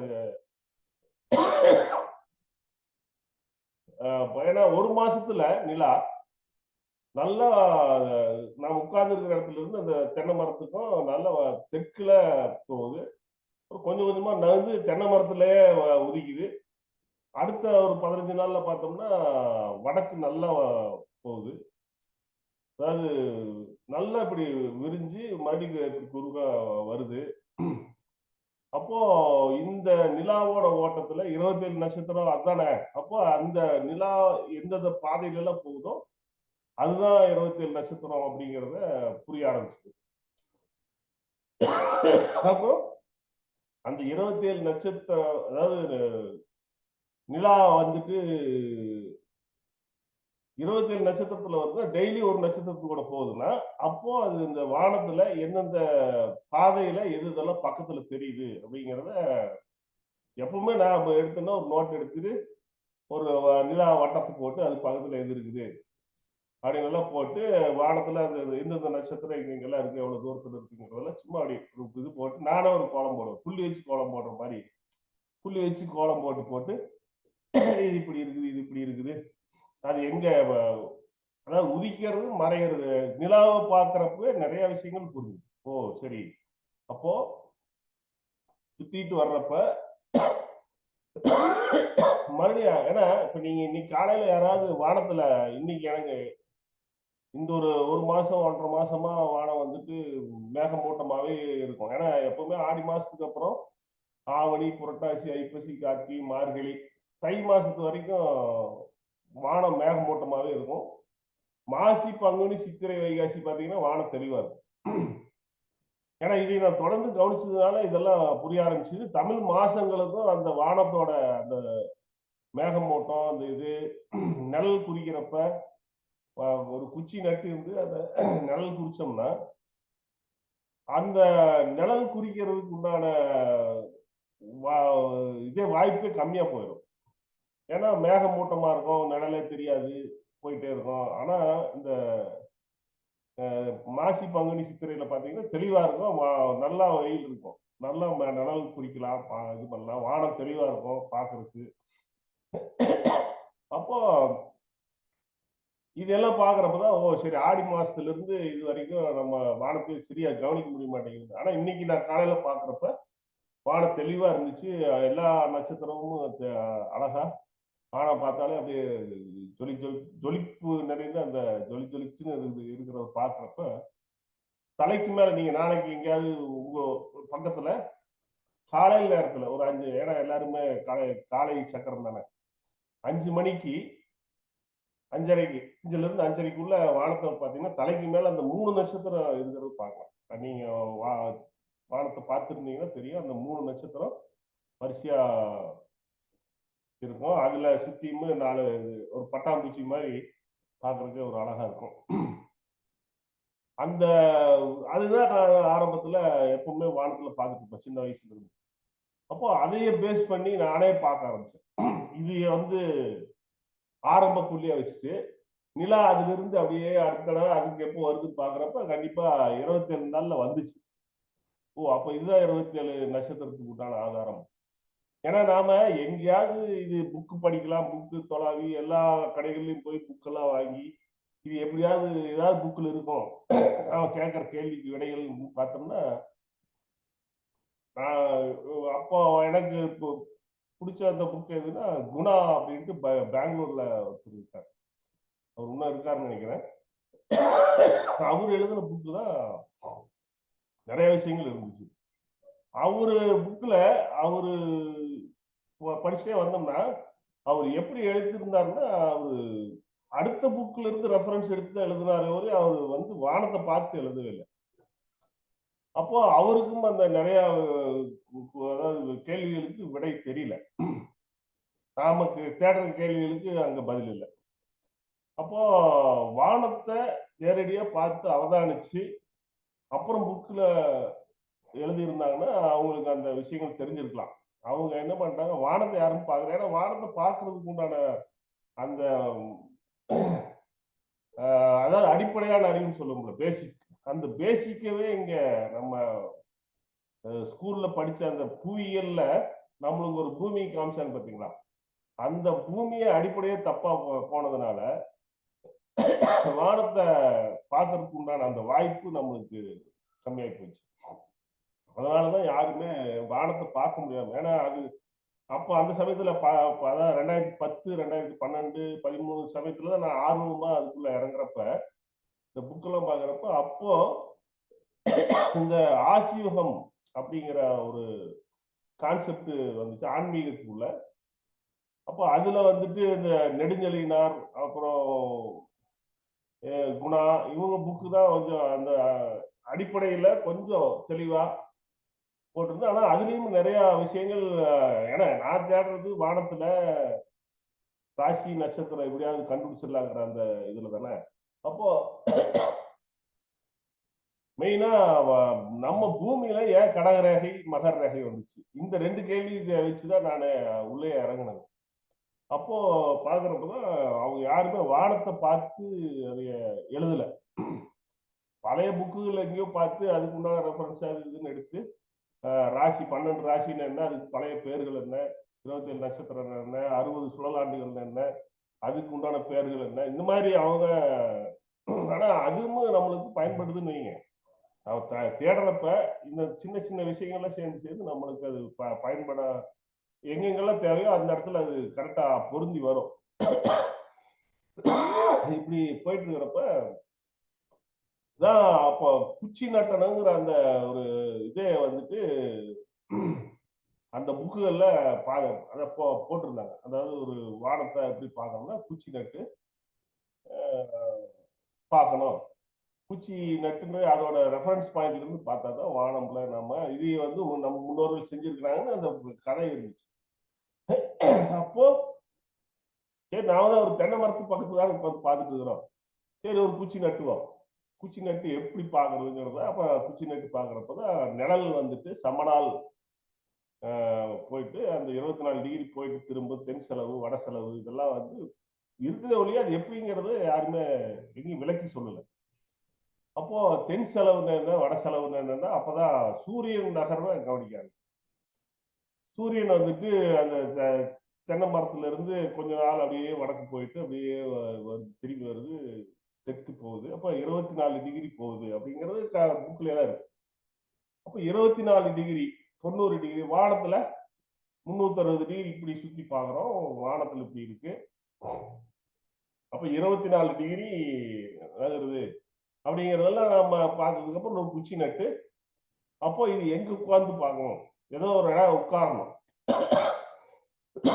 ரெஃபரன்ஸ் பார்க்குறப்ப அந்த சமநாள் ஈக்குனாக்ஸ் இங்கிலீஷ்ல சொன்னோம்னா அந்த சமநாள்ங்கிறது மார்ச் 21ஆம் தேதி வருது, 22ஆம் தேதின்னு முதல்ல சொல்லிட்டு இருந்தாங்க. நான் அந்த 2010 எல்லாம் பார்த்தீங்கன்னா மார்ச் 22ஆம் தேதி தான் சமநாள்னு சொல்லியிருந்தாங்க. இப்போ 2020க்கு அப்புறம் பார்த்தீங்கன்னா மார்ச் 21ன்னு சொல்றாங்க. அப்போ சரி எப்படியோ மார்ச் 20 21 அந்த காலையில 8 மணிக்கு எங்க இதுல அப்பதான் நிழல் வரும். ஏன்னா தென்னை மரம் அது வரைக்கும் தென்னை மரம் மறைச்சிக்குது. அதுக்கப்புறம் 8 மணிக்கு மேலதான் அது மேல சூரியன் வர்றப்ப அந்த நிழல் விழுகும் இந்த குச்சியில. மார்ச் 21ஆம் தேதி அன்னைக்கு விழுந்த அந்த நிழலை நான் நல்லா போட்டு மவுண்டி எடுத்து நல்ல ஆழமா நீளமா ஒரு புளியை வெட்டி அந்த ஏன்னா எவ்வளவுதான் நம்ம போட்டாலும் அந்த கோடெல்லாம் அழிஞ்சிருது, பெயிண்ட்ல போட்டாலும் அழிஞ்சிருதுன்னு ஒரு நீளமா அந்த நிழல் அந்த குச்சியில விழுந்த நிழலை நல்லா ஆழமா போட்டு போட்டு அங்க ஒரு சேர் போட்டு டெய்லி உட்கார்ந்துட்டு நிலாவோட ஓட்டத்தையும் சூரியனோட நகரையும் ஒரு வருஷம் தொடர்ந்து உட்கார்ந்து நோட்டு பென்சில் எல்லாம் வச்சுட்டு வரைஞ்சிட்டு அப்புறம் அந்த அந்த சேர் அந்த நிழல்ல உட்கார்ந்துட்டு வானத்துல மேல வர்ற அந்த நட்சத்திரங்களை எல்லாம் நம்ம பார்க்கறப்பதான் அந்த நிலா வந்துட்டு டெய்லி ஒரு 27 நாள்ல அந்த தெற்குல போயிட்டு மறுபடியும் வடக்குல போயிட்டு திரும்பி அந்த குச்சிக்கு வருது. அப்போ ரைட்டு இதுதான் 27 நட்சத்திரம்னா அப்போ நிலா போற பாதையில எப்படியெல்லாம் வானத்துல அது எந்தெந்த நட்சத்திரத்தோட கூட இருந்துச்சுங்கிறத குறிப்பெடுத்துட்டே வர்றப்பதான் எனக்கு 2008ல 18 19 சமயத்துல ஸ்டெல்லேரியம்ங்கிற ஆப்பை எனக்கு அறிமுகப்படுத்துறாங்க அந்த அஸ்ட்ரானமி குரூப். பார்த்தா நான் போட்ட அந்த டிராயிங்கு வானத்துல எடுத்த குறிப்புகள் இதெல்லாமே அதுல ஆழமா இருக்கு, கரெக்டா இருக்கு. அப்போ அந்த ஸ்டெல்லேரியம் எப்படி அதை ஆப்ரேட் பண்ணணும் எப்படி பார்க்கணும் அப்படிங்கிறதுல அவங்க கூட உட்காந்து விடாம அப்போ பார்க்குறப்பதான் அது நாம எடுத்த குறிப்புகளுக்கு அதுக்கு சம்பந்தம் இருக்கு. வானத்தில் இருக்கிற ராசி நட்சத்திரம் தான் இதுதான் அப்படிங்கிறதெல்லாம் பார்க்குறப்பதான் நல்லா புரிஞ்சுது. ஓ சரி, அப்ப நாம கரெக்டான பாதையில தான் போயிட்டு இருக்கிறோம். போயிட்டு இருக்கிறப்ப அப்போ அந்த ஸ்டெல்லேரியத்துக்கும் இந்த நாம எடுத்த குறிப்புகள் 2-3 வருஷமா தொடர்ந்து எடுத்துட்டே இருக்கிறதுனால அந்த நட்சத்திரம் எல்லாமே எனக்கு மனசுக்குள்ள அப்படியே அத்துப்படி ஆனதுனால அதை பார்த்த உடனே இதுதான் நட்சத்திரம், இதுதான் ராசிங்கிறது எப்படி இதுதான் ஐடென்டிபிகேஷன் பண்றது அப்படிங்கிற பாக்குறப்ப நிறைய அதுலயே இருக்கு. கான்ஸ்டலேஷன்ங்கிறது அந்த ஒவ்வொரு இது, அதாவது இப்போ மேசம்னா அதுக்கு ஆரிஸ் அப்படின்னு அவங்க இங்கிலீஷ்ல பேர் போட்டு வச்சிருக்கிறாங்க, கான்ஸ்டலேஷன் சொல்லிட்டு. அப்புறம் அந்த இங்கிலீஷ் பேர்களுக்கும் இதுக்கு என்ன அப்படிங்கிறதெல்லாம் எடுக்கிறப்பதான் அந்த குணாவோட புக்ல இருந்த அந்த இது பயன்பட்டுச்சு. மேசம்னா இங்கிலீஷ்ல அவரே எடுத்து போட்டு இதுதான் நம்ம இது. அப்போ இதுல தமிழ் பேருக்கு என்னங்கிறதெல்லாம் அவங்க போட்டிருந்தாங்க. ஆடு, இது மாடு, காளைங்கிறதெல்லாம் அதுல தமிழ்ல வருது. அப்ப 27 நட்சத்திரம் அப்படின்னா என்ன அப்படின்னு பாக்குறப்பதான் ஏன் 12 ராசி இருக்கணும், ஏன் 27 நட்சத்திரம் இருக்கணும், ஏன் ஒன்னா ரெண்டே ஒரே இதாக வச்சிருக்க கூடாதா அப்படின்னு பாக்குறப்பதான் சூரியனோட ஓட்டத்தை ராசி மண்டலமாகவும் வச்சிருக்கு, நிலாவோட ஓட்டத்துல நட்சத்திர மண்டலமா இருக்கு.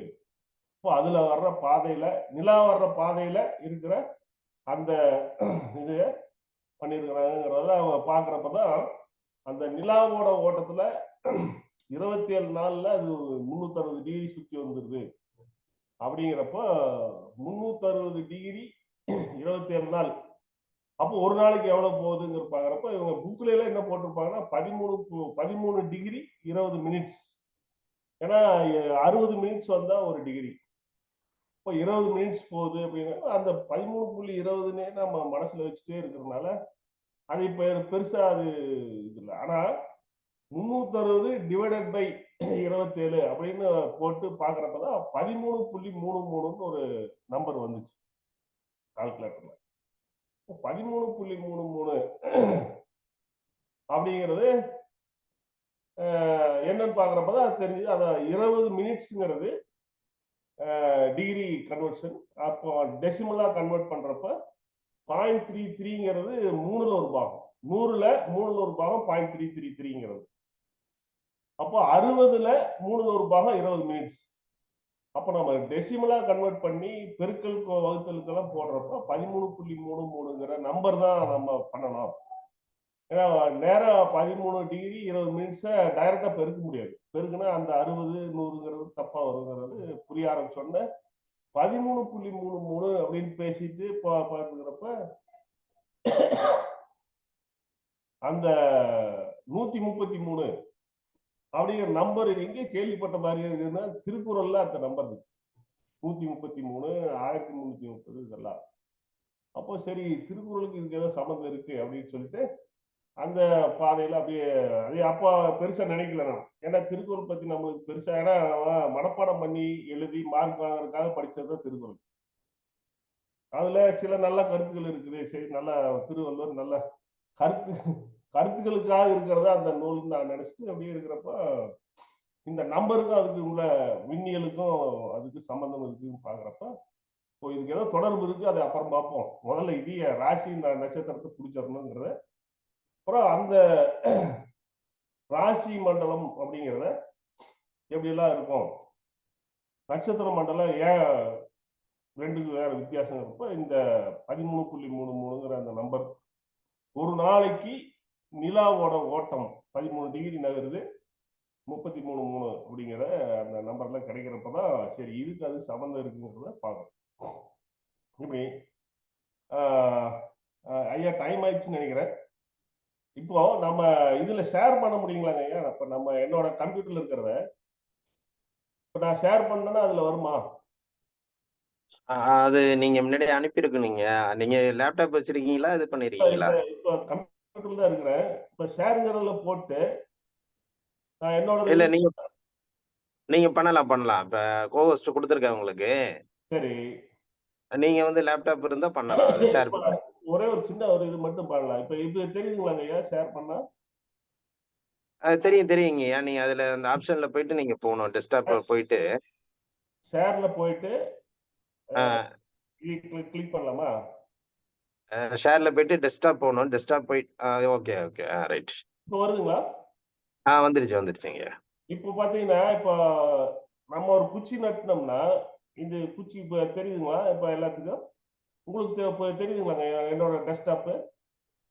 தெரியுது. அப்ப பாத்தீங்கன்னா இது குச்சி. குச்சி தெரியலைங்கய்யா. அந்த இது வருது 100,000 ஆண்டுகளுக்கு முன்பு அதுன்னு சொல்லிட்டு போட்டிருக்கீங்களா ராசி? ராசியா 3000 இது இது தெரியுதுங்களா இல்ல? ஆமா 3000 இப்போ இப்போ ஆண்டுகளுக்கு முன்பு.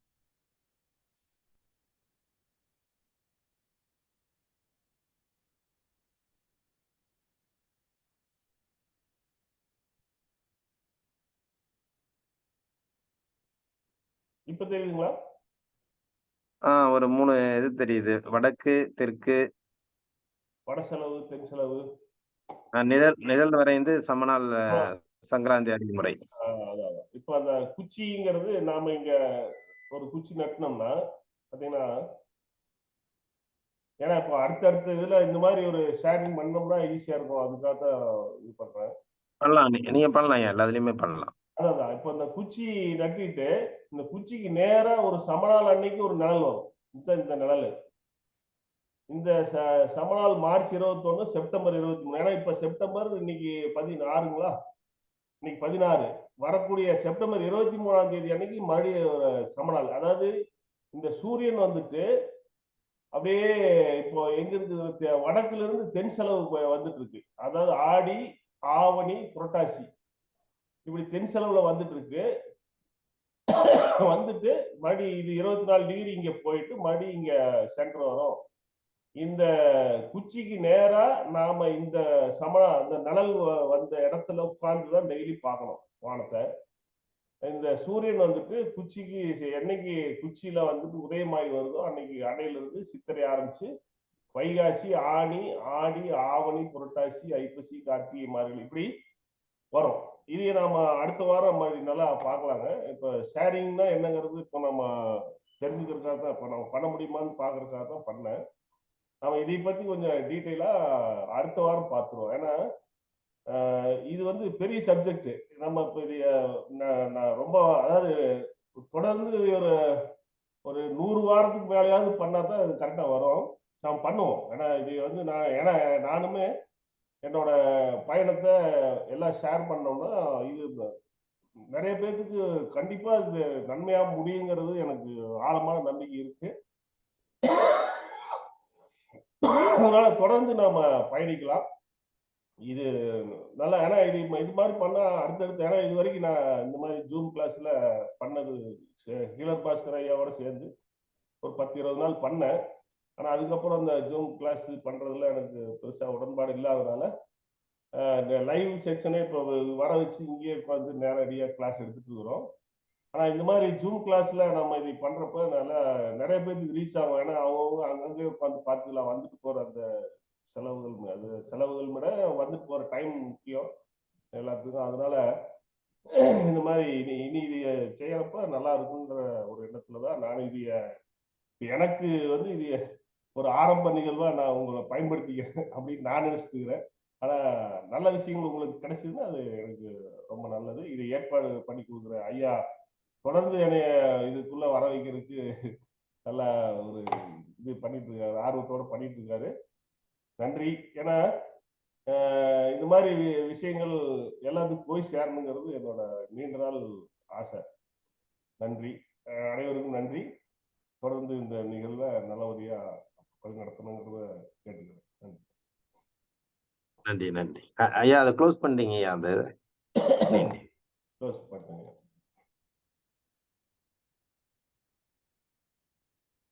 ஓகே, நன்றி நன்றி ஐயா. சரிங்களா? அப்படியே தான் இருக்கு. சரி, பரவாயில்லங்க. அந்த ஷேர் இது பண்ணுங்களா? க்ளோஸ் பண்ணிட்டீங்கன்னா க்ளோஸ் ஆயிடும். மேல க்ளோஸ் காட்டும் பாருங்க.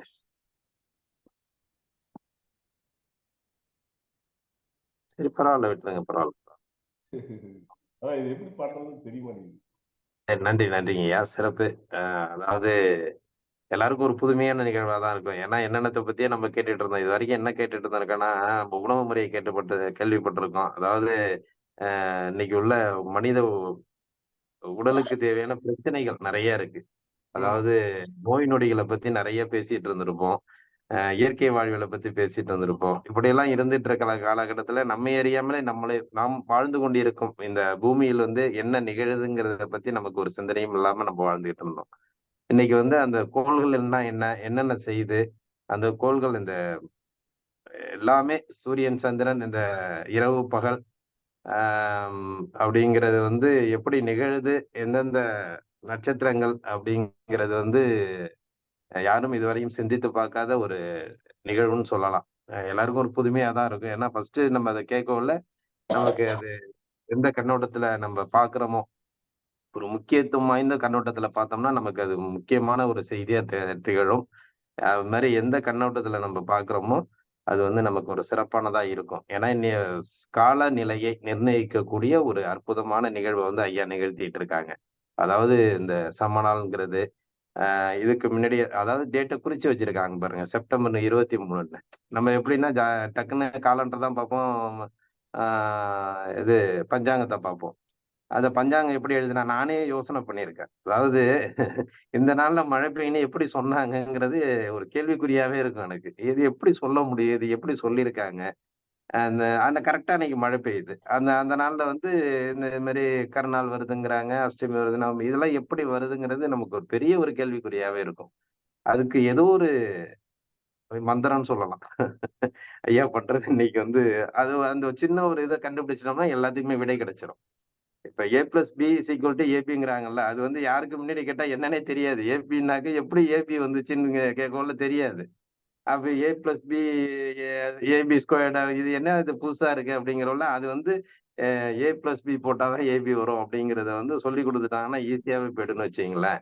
அதான் அதாவது எல்லா விஷயமும் நம்ம சார்ந்து முன்னோர்கள் வாழ்ந்து வந்து வாழ்ந்த முறைகள் வந்து 1000 பல்லாயிரம் வருஷத்துக்கு முன்னாடி வந்து பார்த்தீங்கன்னா, ரொம்ப சிம்பிளா வாழ்ந்திருக்கிறாங்க. எல்லா கருத்துக்கள், எல்லா விஷயங்களும் தெரிந்து வாழ்ந்திருக்கிறாங்க. ஆனா, அதெல்லாம் நம்ம மாற்றுப்பட்டு இப்ப இன்னைக்கு வந்ததுனால, இன்னைக்கு ஆராய்ச்சியாளர்களும் நடத்துகிற விதம் எல்லாமே இதையும் சார்ந்து தான் நடந்துகிட்டு இருக்கு. இன்னைக்கு இதையும் அதையும் சார்ந்து தான் இன்னைக்கு எல்லாத்தையுமே பண்ணிட்டு இருக்காங்க. நமக்கு அதுக்கு இந்த பழமைகள் தெரியாம போயிட்டு இருக்குது. அவ்வளவுதான். பரவால்ல. இன்னைக்கு வந்து ஐயா வந்து ரொம்ப ஸ்டெப் எடுத்து இந்த விஷயங்கள நல்லா ஆராய்ந்துட்டு இருக்காங்க. அவங்களோட பயணங்கள் தொடர்ந்துகிட்டு தான் இருக்கு. அந்த பயணங்கள்ல வந்து இன்னைக்கு அந்த அவங்களுடைய கருத்த வந்து நமக்கு வந்து அவங்க தொடர்ந்து வர்ற அந்த பயணத்தோட கருத்த வந்து இன்னைக்கு நெறைய நமக்கு சொல்லிட்டு இருக்காங்க. இந்த காலச்சக்கரத்துக்கு வந்து நமக்கு கிடைத்த ஒரு பெரிய செய்தியா இருக்கும். ஏன்னா இத வந்து எல்லாரும் உள்வாங்கி தான் ஆகணும். ஏன்னா இதுல கேள்வி கேட்கறதுக்கு நமக்கு விஷயங்கள் வந்து இது செய்திகள் வந்து சேர்ந்ததுக்கு அப்புறம் தான் எல்லாருக்குமே தெரியும். அந்த அளவுக்கு வந்து ஐயா சொல்லி முடிச்சதுக்கு அப்புறம் நம்ம நெறைய கேள்விகள் கேட்கலாம். ஆனா இப்பவே சில பேருக்கு சந்தேகங்கள் இருந்தா கேட்டு தெரிஞ்சுக்கலாம். ஒண்ணும் இது கிடையாது. அதனால இந்த புதுமையான ஒரு அற்புதமான நிகழ்வ வந்து தொடர்ந்து ஐயா நமக்கு நிகழ்த்த வேண்டும். நாமளும் ஒரு ஆராய்ச்சியாளர் ஆக வேண்டும். கண்டிப்பா வந்து இந்த குழுல இருக்கிறவங்க, நம்மளும் ஒரு ஆராய்ச்சி. அவங்களுக்கும் நம்ம உறுதுணையா இருக்கணும். அவங்க செய்ற அந்த பணிக்கு வந்து நாமும் உறுதுணையா இருந்து, நான் அடுத்தது அவங்க சொல்லக்குள்ள என்னென்ன சொல்றாங்களோ, அதையும் நம்ம ஆராய்ச்சி பண்ணி இப்படிலாம் நடந்திருக்குங்க, இப்படிலாம் இருக்குதுய்யா அப்படின்னு சொல்லக்குள்ள அவங்களுக்கும் ஒரு சந்தோஷமா இருக்கும். சரி இல்லைங்க. நம்மளோட ஆராய்ச்சி இப்ப இப்ப நான் சொல்றத யாரும் நம்ப வேண்டாம். நீங்களே செஞ்சு பார்க்கலாம். ஏன்னா, அதுக்காக தான் ஒவ்வொரு ஊர்லயும் ஒரு கோயில் கட்டி எல்லாருமே கன்ஃபார்ம் பண்ணிட்டு இருந்தாங்க. எல்லாருமே அந்த நிழல குறிச்சோ, இல்ல இது பண்ணியோ, அந்த வானத்த ஆராய்ச்சி பண்ணியோ, எல்லாருமே பார்த்து, எல்லாரும் சேர்ந்து குடுத்த முறைகள் தான் இந்த முறை. அதனால அவங்கவங்க அந்தந்த இடத்துல நான் சொல்றத நீங்க செஞ்சு பார்த்துட்டு, அது கரெக்ட்டா இருந்தா கரெக்ட்ன்னு சொல்லலாம். இல்லாட்டி மாற்றங்கள் இருந்தா மாற்றத்த சொல்லலாம். ஏன்னா, இது அப்படித்தான் போயிட்டு இருக்கு. இப்போ ஒரு 2000 பேர் சேர்ந்து செஞ்சுட்டு இருக்கிறோம்னா, இது எல்லாத்துக்கும் அது நாம சொல்றது, அங்க நடக்கிறது எல்லாமே சரியா இருக்கிறதுனால தான் எல்லாரும் ஒத்துக்கிறாங்க. அதுக்காக எல்லாம் சேர்ந்து தான் செய்யணும். தனித்தனியா யாரும் செய்ய முடியாது, செய்யவும் கூடாது. ஆமா, ஆமாங்கய்யா, ஆமாங்கய்யா. அப்ப ஐயா சொல்றது வந்து என்னன்னா, அவங்கவங்க செஞ்சு பார்த்து கூட நீங்க அந்த உங்களோட சந்தேகங்கள கேட்டுக்கலாம் அப்படிங்கிறத ஒரு அவங்க கேலண்டர் தயாரிச்சு ஒரு கேலண்டர் குடுக்குறாங்கன்னா, அந்த கேலண்டர எல்லா ஊர்லயும் கன்ஃபார்ம் பண்ணணும். ஆனா இப்ப யாருக்கும் கேலண்டர் குடுத்து அப்படியே பயன்படுத்தணும் ஒழிய அதுல என்ன இருக்குன்னு யாரும் பார்க்கிறதே இல்ல. ஆனா எல்லா ஊர்லயும் கோயில்ல அந்த வேலைய இது பண்ணி இதுதான் சித்திரையோடுன்னா சித்திரையோடுன்னு எல்லாரும் ஒத்துக்கிட்டா தான் சித்திரையோடு. அப்படிதான் இருந்துச்சு. இப்போ அது நாம கேலண்டர பார்த்து நம்பிக்கிறோம் அவ்வளவுதான். ஆமா, ஆமா, ஆமா, ஆமா. அது மாரி நம்மளா சித்திரை ஒண்ண சொன்னதுக்கும், இன்னைக்கு காலண்டர பார்த்து சித்திரை ஒண்ண சொல்ல ஐயா அது மாரி சொல்றாங்க. சிறப்பு. அதாவது தொடர்ந்து நம்ம இந்த நிகழ்ச்சியில பயணிப்போம். அந்த கருத்துக்கள் உள்வாங்குவோம். அவங்களோட பயணங்கள் அந்த ஒவ்வொரு ஆராய்ச்சியும் வந்து வெற்றியா இருக்கணும். ஏன்னா இதுல வந்து நிறைய பேர் ஆராய்ச்சியில இருந்துட்டு இருக்காங்க. கிட்டத்தட்ட நான் வந்து ஐயாவோட இது வந்து 2011 அப்பவே கேள்விப்பட்டிருக்கேன். ஏன்னா பாஸ்கர் ஐயாவோட தொடர்புல இருக்கவுள்ள அவங்களே சொல்லியிருக்காங்க. இது மாதிரிலாம் ரவிச்சந்திரன் ஐயா பண்ணிட்டு இருக்காங்க அப்படிங்கிறத சொல்லுவாங்க. ஆனா இன்னைக்கு வந்து அந்த நம்மளோட அந்த என்ன பிரபஞ்சம் வந்து இன்னைக்கு வந்து ஐயாவை நம்ம காலச்சக்கரத்திலேயே கொண்டாந்து நமக்கு ஒரு பாடம் நடத்துற அளவுக்கு நமக்கு ஒரு சிறப்பா வாய்ப்பை ஏற்படுத்தியிருக்கு அப்படின்னு நினைச்சு பார்க்கக்குள்ள ரொம்ப சந்தோஷமா இருக்கு. இந்த நிகழ்வுல இன்னைக்கு வந்து அவங்களுடைய கருத்துக்கள் பல்வேறு விதமான கருத்துக்களை வந்து நமக்கு சொல்லியிருக்காங்க. தொடர்ச்சியா நம்ம இந்த பயணிப்போம். அந்த விஷயங்களை வந்து நமக்கு இன்றைய நிகழ்வுல நமக்கு சிறப்பா கொடுத்த ஐயா ஆழியார் ரவிச்சந்திரன் ஐயா அவர்களுக்கு அனைவரின் சார்பாகவும் நெஞ்சார்ந்த நன்றிகளையும் வாழ்த்துக்களையும் தெரிவித்துக் கொள்கிறோம். நன்றி, நன்றிங்க ஐயா. இதுல அன்மியூட் பண்ணிடுறேன். இப்ப வந்து உங்களுக்கு ஏதாவது சந்தேகங்கள் இப்ப ஐயா சொன்னதுல வந்து ஏதாவது ஒரு சில கருத்து சொன்ன விஷயங்கள்ல மட்டும் ஏதாச்சும் சந்தேகங்கள் இருந்தா நீங்க கேட்டு தெரிஞ்சுக்கலாம். மற்றபடி வந்து ஏன்னா இது ஒரு பெரிய சப்ஜெக்ட்னு சொல்லியிருக்காங்க. அதனால இன்னைக்கு சொன்ன சப்ஜெக்ட்ல உங்களுக்கு ஏதாவது சந்தேகங்கள் இருந்தா கேட்டு தெரிஞ்சுக்கலாம்.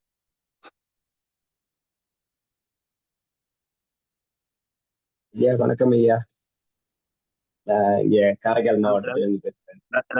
ரவிச்சந்திரன் ஐயா அன்மியூட் பண்ணீங்க. ரவிச்சந்திரன் ஐயா அன்மியூட் பண்ணீங்க. கீழே மியூட்ல இருக்கு. Okay okay. எப்ப பேசுங்க ஐயா. ரொம்ப அருமையான தகவல் ஐயா. நான் இது வரைக்கும் இது மாதிரிலாம் நான் கேட்டதே கிடையாது, பார்த்ததே கிடையாது. ஏதோ ஜோசியக்கார்ட்ட போய் உட்காருவோம். 20 இது ராகு இங்க இருக்கு, குரு இங்க இருக்கு, அப்படி இப்படின்னு சொல்லிட்டு என்கிட்ட காசை வாங்கிட்டு செய்தி சொல்லுவாரு. அதோட வந்துருவோம். ஆனா அதை கண்டுபிடிக்கிறதுக்கு முன்னோர்கள்லாம் எவ்வளவு சிரமப்பட்டிருக்காங்கிறது இப்போ உங்களோட வாய்ஸ் நீங்க சொன்னதை வச்சுதான் தெரிஞ்சுக்கிறோம் ஐயா. அதான் சொல்லுவாங்க சின்ன பிள்ளைல மாடு